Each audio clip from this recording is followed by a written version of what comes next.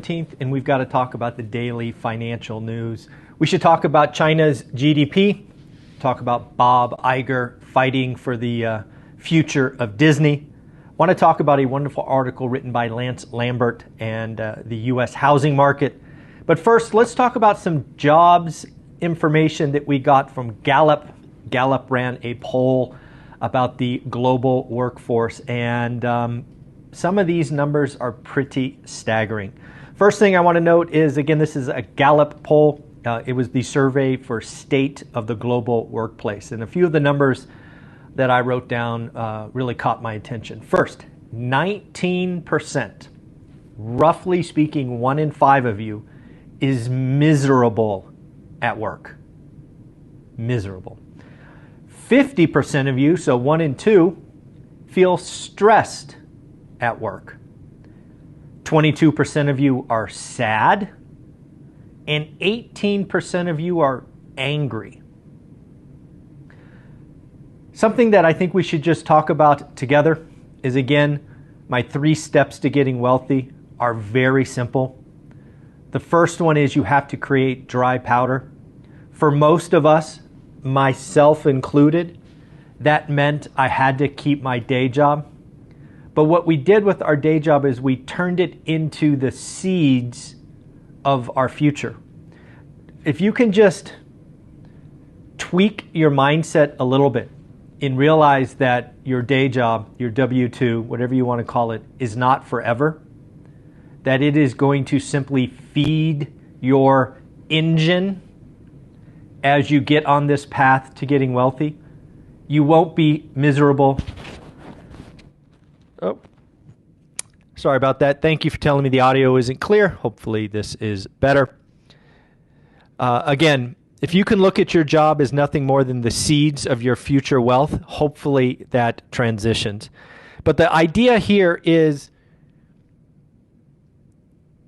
miserable, angry, sad. Those are very odd categories, I think, for your feelings at work. Again, I would argue that some of that is because you maybe are financially stressed. Maybe there are other factors. So again, step 1 for getting wealthy is you must have more disposable income. That is something that you can control. Do a needs versus want analysis. Start making those adjustments. Change jobs. Get a side hustle, something of that nature. There are options under your control.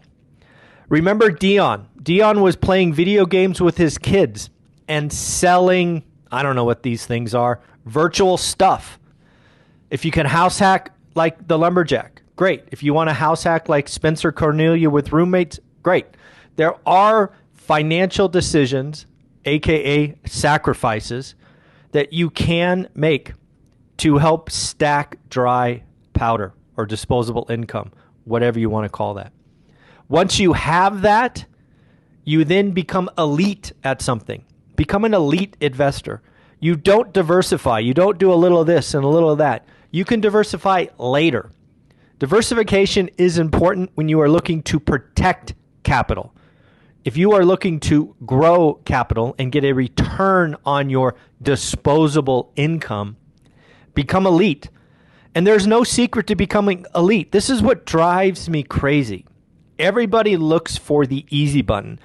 These are things that I've learned over the last 12 months. One, and I was very clear about this when Jason Pritchard, our Sunday guest, talked about this. And your social media feed, and mine too, is an asset or a liability. I let my Twitter following or feed or whatever it is get inundated with doomers. I followed some famous Twitter folks because they were famous and they were, I don't know, somewhat logical, but they were doomers. They were whiners. Once I blocked them, my feed got better. If you have a big pitcher of iced tea or water and you allow something negative, it affects you. It's just how it works. So again, your social media feed is an asset or a liability. You choose. Don't blame the algorithm. The algorithm is simply feeding you what it thinks you want, so you control what you get. And it changes quick. My Twitter feed changed noticeably in 3 days and was amazing in 7 days. So you could do this on Instagram, YouTube, anything. If you watch positivity, you will get more of that. 2, your network is everything. I've been clear. I sort of figured this out at year 5, but something that I've come to appreciate over the last year or so is your network is everything. Getting started, what I talk about, how to get 1 rental at a time, how to get your first, let's get you to 4. It's hard. There are things that trip you up.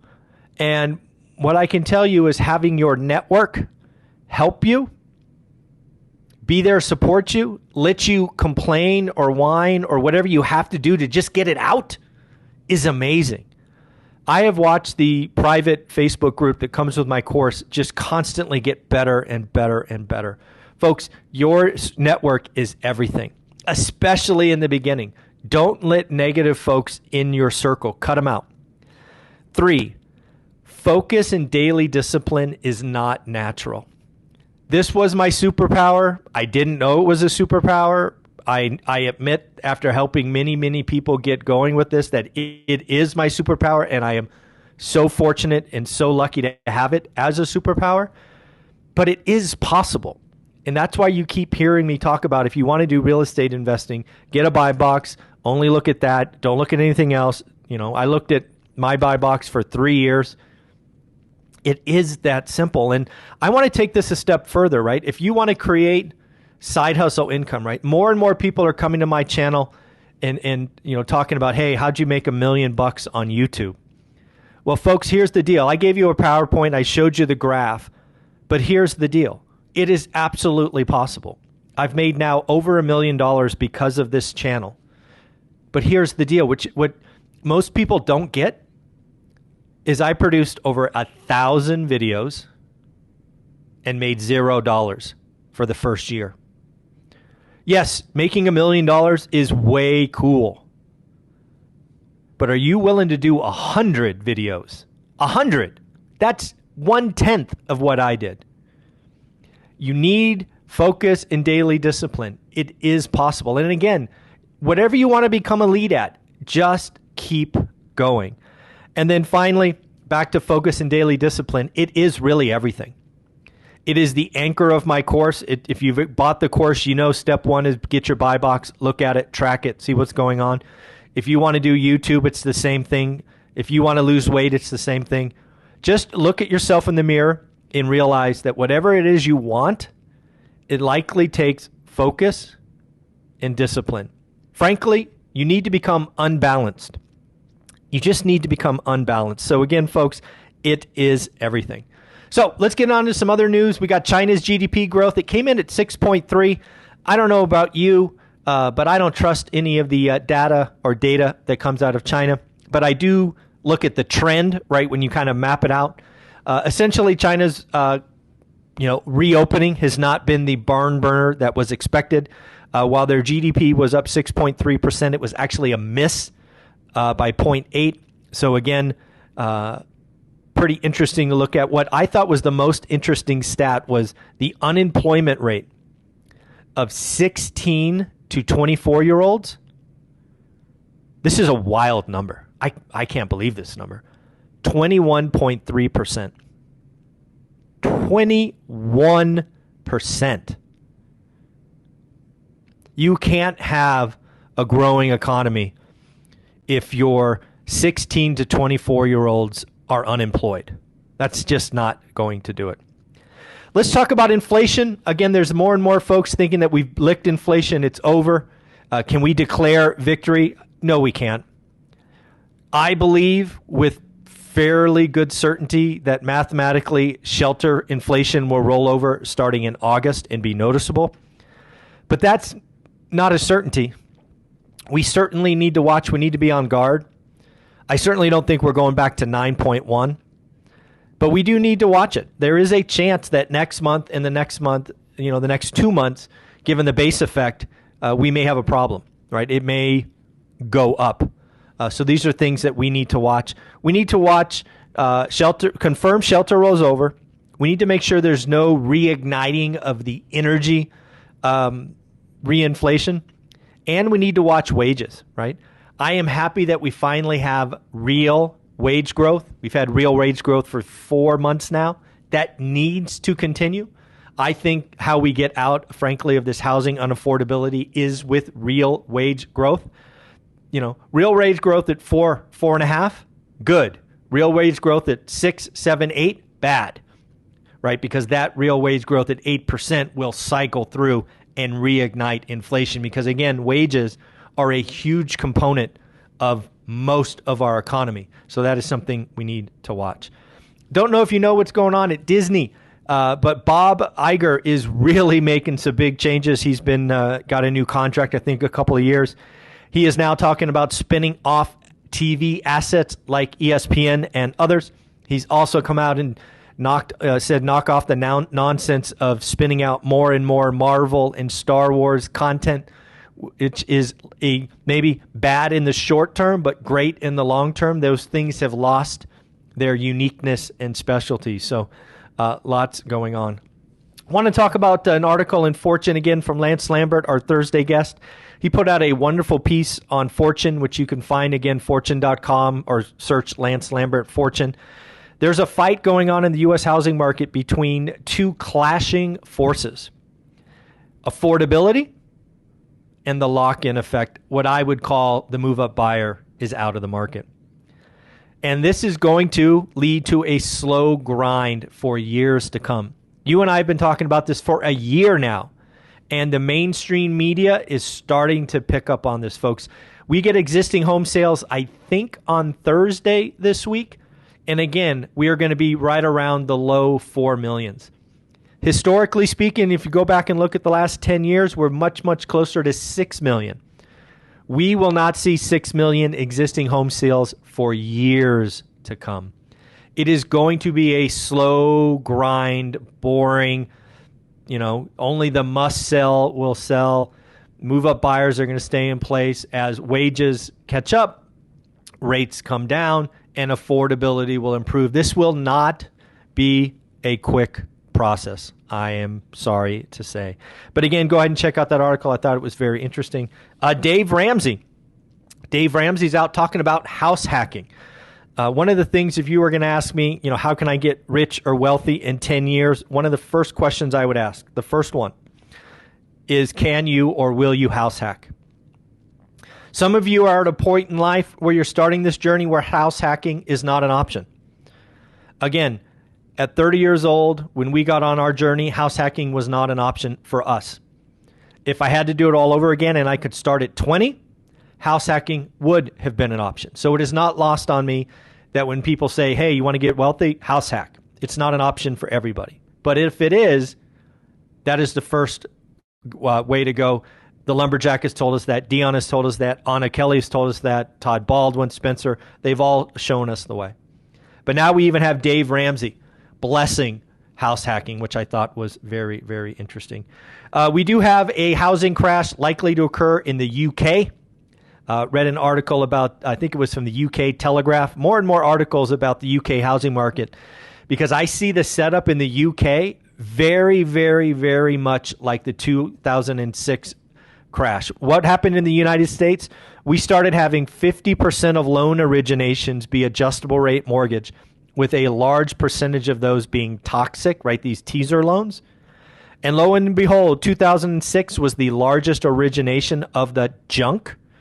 2 years later, 2008, those loans reset, and, the rest is history. That is exactly, well, not exactly, but essentially what is going on in the UK. People are having loans reset, which they can't afford, which causes stress, which causes reduction in consumption, and ultimately forced sales. The dominoes are falling in the UK, where a housing crash is not only likely, but I would argue probable. And again, I think what will, when the dust settles, you will see a lot of similarities between the UK housing market 2024 and the U.S. housing market 2008, 2009. And let's not forget the U.S. housing market took that many years to finally bottom. It doesn't bottom like that. It takes years. So again, the UK housing market could be a problem in 24, in 25, and 26. Other things to talk about, it looks like the Fed rate increase now is 96.1% for July 26th. That is a certainty. I think the door is open, and I'm sure the Fed will walk through it. I will not change my call. I would not do that to you this late in the game. I will own the error if one occurs. I will say that this is a mistake. I think what we will see actually starting this week is the regional banks, the small banks, are in trouble. And one more rate increase is not going to help. Not going to be good. And it looks like, again, the smart money, 96.1% is pretty certain. I am going to be wrong about the Fed pausing in July. So let's talk about the spread. One of the great things that Lance does on his Twitter feed, News Lambert, he posts this daily. I've seen Logan from Housing Wire do this, Altos Research do this. It's great housing follows because they're data-driven, not feeling-driven. They're not trying to scare you. They're just giving you facts. Is the spread between the 10-year and the 30-year mortgage is historically wide. So I've got some data here. Historically speaking, the spread between the 10-year note and the 30-year mortgage is 175 basis points. Said another way, it's 1.75. So you take the 10-year, let's call it 4%, you add the historical average, and we would have a mortgage rate at 5.75. That's how it usually works. Today, that spread is over 300 basis points, or 3%. So you take 4, you add 3, you get 7. That's how it is today. Do you know how low it got in 2021? Right? I think we're 3 standard deviations from normal on the high side. But in 2021, we went the other direction. In 2021, and one of the reasons we had such low mortgage rates in the 2s is because the spread got as low as 130 basis points. So if you had a 10-year note at 1.5, you add 1.3, you get the 30-year mortgage at 2.8. So this is what's causing the housing market to be broken. It is that collapse in spread that is the reason housing is broken. We have lock-in. We have people can't get a yes answer, right? I want to sell my home and move, but I can't afford the mortgage. You have a lot of these things going on. So again, one of the things that needs to happen is the spread needs to come in. So how does that happen? I think the market needs to believe the Fed is done. Right now, the market thinks we're getting a rate hike in July. They think that a September rate hike is possible. That needs to unwind. We need to be done. Then banks need to feel less nervous. And I don't have a good news for you here. Banks, I think we're going to see, especially at the small and regional banks, some pretty atrocious earnings and conference calls. I think they could be really bad. We're talking less deposits, higher loan loss, less origination. It's just like a whole combination of suck. It is going to be interesting to look at these. So we need the Fed to be done. We need banks to have more confidence. We need them to rebuild their balance sheets. And unfortunately, I think that's going to take some time. So we may see historically wide spreads for quite a while. And then the last thing I want to talk about is if you were lucky enough to be a part of the session with Dan Bird yesterday, we did 3 hours, and all I have to say is I warned you. The amount of value that Dan brought yesterday to the crew that was there, almost 100 of people showed up. We almost had 160 folks purchase, is unbelievable. He delivered. He spent a full hour going through stocks at the end, which was amazing. And again, you will get the video. So if you watch that or you purchased the ticket and you couldn't attend, this is what happens next. I've already downloaded the video. My team needs to chop it up so it is in the right format to land on Teachable. Once that happens, which could take about 2 weeks, I will go in and then I personally will manually add everyone who purchased a ticket, you will get an email saying, hey, it is now available. I will also load the PowerPoint. The PowerPoint will either be loaded with the first or the last video. I'm thinking the first video makes the most sense. And then you could watch it over and over again. Because again, the thing you have with Dan Bird is he has been doing this 20 years. And as you saw, he is just ready to give value. But sometimes you need to slow him down. And again, if you had that video, you're going to over again. So folks, thank you for being a part of One Rental at a Time. We are almost at 48,000 subscriptions or subs or whatever you want to call it. If you want to help us get to 48,000, hit the subscribe button. If you really want to help us get to 50,000 fast, ask your friends to join. Send this around. We do the daily financial news live. I apologize for the poor audio at the beginning. Thank you for letting me know. Have a wonderful day. It is Monday, July 17th. Take care and bye-bye.